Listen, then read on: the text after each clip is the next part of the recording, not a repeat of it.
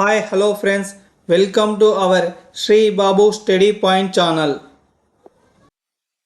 ఈరోజు మనం డిస్కస్ చేయబోయే టాపిక్ ఆంధ్రప్రదేశ్ చరిత్రలోని చారిత్రక పూర్వయుగ సంస్కృతులలో నెక్స్ట్ టాపిక్ నవీన శిలాయుగం.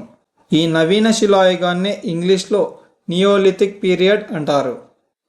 నియోలిథిక్ అనే ఈ పదాన్ని మొట్టమొదటిసారిగా సర్ జాన్ లుబాక్ అనే పురావస్తు శాస్త్రవేత్త ఉపయోగించాడు. గార్డన్ చైల్డ్ రాసినటువంటి వాట్ హ్యాపెండ్ ఇన్ హిస్టరీ అనే పుస్తకంలో ఈ నవీన శిలాయుగాన్ని నియోలిథిక్ రెవల్యూషన్గా పిలువబడింది. ఈ నవీన శిలాయుగంలో విప్లవాత్మకమైనటువంటి మార్పులు జరగడంతో ఈ నవీన శిలాయుగాన్ని నవీన శిలాయుగ విప్లవము అంటారు. ఈ నవీన శిలాయుగంలో వచ్చినటువంటి విప్లవాత్మకమైనటువంటి మార్పులేంటో చూద్దాం. ఈ నవీన శిలాయుగంలోని మానవుడు వ్యవసాయంను ప్రారంభించాడు. మొట్టమొదటిసారిగా మనకు వ్యవసాయం అనేది నవీన శిలాయుగం నుండి ప్రారంభమైంది. మనకు వ్యవసాయము ప్రారంభము కావడంతోనే నవీన శిలాయుగం ప్రారంభమైందని చెప్పవచ్చు. ఎలా అంటే ఈ నవీన శిలాయుగ మానవుడు ఆహారాన్ని వేటాడే దశ నుండి ఆహారాన్ని ఉత్పత్తి చేసే దశకు చేరుకున్నాడు. అందుకే వ్యవసాయం ప్రారంభం కావడంతోనే నవీన శిలాయుగం ప్రారంభమైందని చెప్పవచ్చు. మనకు వ్యవసాయం ప్రారంభం కావడంతోనే ఈ నవీన శిలాయుగ మానవుడు సంచార జీవితాన్ని వదిలి స్థిర నివాసాన్ని ఏర్పరచుకున్నాడు. ఈ స్థిర నివాసం ఏర్పడడంతోనే గ్రామీణ వ్యవస్థలు అనేవి ప్రారంభమయ్యాయి. ఈ గ్రామీణ వ్యవస్థలు ప్రారంభం కావడంతోనే రాబోయే నాగరికతకి ఇక్కడే పునాదులు పడ్డాయి.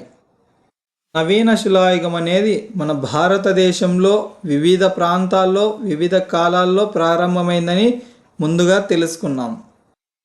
ఈ నవీన శిలాయుగం అనేది మధ్య శిలాయుగానికి, తామ్ర శిలాయుగానికి మరియు సింధు నాగరికతకి సమకాలీనంగా కొనసాగిందని చెప్పవచ్చు. మన తెలుగు రాష్ట్రాలలో ఈ నవీన శిలాయుగం అనేది క్రీస్తు పూర్వం 2000 సంవత్సరాల నుండి ప్రారంభమైంది. అంటే మనకు వ్యవసాయం అనేది క్రీస్తు పూర్వం 2000 సంవత్సరాల నుండి ప్రారంభమైంది. భారతదేశంలో నవీన శిలాయుగ పనిముట్లను తొలిసారిగా టేలర్ అనే బ్రిటిష్ పురావస్తు శాస్త్రవేత్త కనుగొన్నాడు. ఈ నవీన శిలాయుగ పనిముట్లు కర్ణాటకలోని లింగుస్గుర్రోలో కనుగొన్నాడు. నవీన శిలాయుగ పనిముట్లను టేలర్ అనే పురావస్తు శాస్త్రవేత్త కనుగొన్నాడు. ఎక్కడ అంటే కర్ణాటకలోని లింగుస్గుర్రోలో కనుగొన్నాడు. ఈ నవీన శిలాయుగ మానవుడు నునుపు చేసిన పనిముట్లను ఉపయోగించాడు. నునుపు చేసిన అంటే పాలిష్ చేసిన పనిముట్లను ఉపయోగించాడు. ఆ పనిముట్లు ఏంటి అంటే రాతి గొడ్డలను ఉపయోగించాడు. పాలిష్ చేసినటువంటి రాతి గొడ్డళ్లను ఉపయోగించాడు. నవీన శిలాయుగ మానవుడు చార్ట్ రాయితో చేసిన బ్లేడ్లను కూడా ఉపయోగించాడు. ఈ నవీన శిలాయుగ మానవుడు ఉపయోగించినటువంటి పనిముట్లను గుంటూరు జిల్లాలోని వడ్డెమాను గ్రామం వద్ద రాబర్ట్ బ్రూస్ ఫూటే రాతి గొడ్డలిని కనుగొన్నాడు. ఈ నవీన శిలాయుగంలో బూడిద కుప్పలు బయలుపడ్డాయి. ఈ బూడిద కుప్పలనే ఇంగ్లీష్లో యాష్ మౌంట్స్ అంటారు. ఈ బూడిద కుప్పలను ఆల్చిన్ అనే పురావస్తు శాస్త్రవేత్త కనుగొన్నాడు. ఈ బూడిద కుప్పలకు సంబంధించిన ఆధారాలు ఉట్కూరులో, ఇది తెలంగాణ రాష్ట్రంలో ఉంది, మరియు పాలవాయి, ఇది అనంతపురం జిల్లాలో ఉంది. అలాగే కర్ణాటకలో కుప్గల్ మరియు పిక్లిహాల్లో ఈ బూడిద కుప్పలకు సంబంధించిన ఆధారాలు బయలుపడ్డాయి. ఈ బూడిద కుప్పలు అనేవి పశువుల పేడను కాల్చడం వలన ఏర్పడినవి. దీనిని బట్టి నవీన శిలాయుగ ప్రజలు వ్యవసాయం మరియు పశుపోషణపై ఆధారపడ్డారు అని చెప్పవచ్చు. నవీన శిలాయుగంలోని ప్రజలు పండించిన పంటలు జొన్నలు, రాగులు మరియు ఉలవలు. ఈ పంటలను పండించారు. నవీన శిలాయుగంలోని ప్రజలు వేటిని పోషించారో చూద్దాం. గొర్రెలను పోషించారు. అలాగే మేకలు, గేదెలు, ఆవులు మరియు పందులను ఈ నవీన శిలాయుగ ప్రజలు పోషించారు. వీటిని నవీన శిలాయుగ ప్రజలు పోషించారు.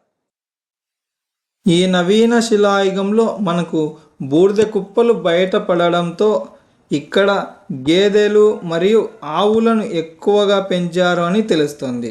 గొర్రెలు, మేకలు, పందులు అనేవి తక్కువగా పెంచారు అని ఈ బూడిద కుప్పల ద్వారా మనకు తెలుస్తుంది. నవీన శిలాయుగంలో బార్లీ మరియు మినుములను ఎక్కువగా కర్నూలు జిల్లాలోని రామాపురంలో పండించారు. నవీన శిలాయుగ పనిముట్లకు సంబంధించిన ఆధారాలు మనకు బేతంచెర్ల, ఇది కర్నూలు జిల్లాలో ఉంది. నెక్స్ట్ వీరాపురం, నాగార్జునకొండ, గిద్దలూరు మరియు తాడిపత్రిలో నవీన శిలాయుగ పనిముట్లకు సంబంధించిన ఆధారాలు మనకు లభ్యమయ్యాయి. ఇలాంటి మరిన్ని వీడియోస్ కోసం మన channel Shri Babu study point ఛానల్ని like, comment, share and subscribe చేయండి.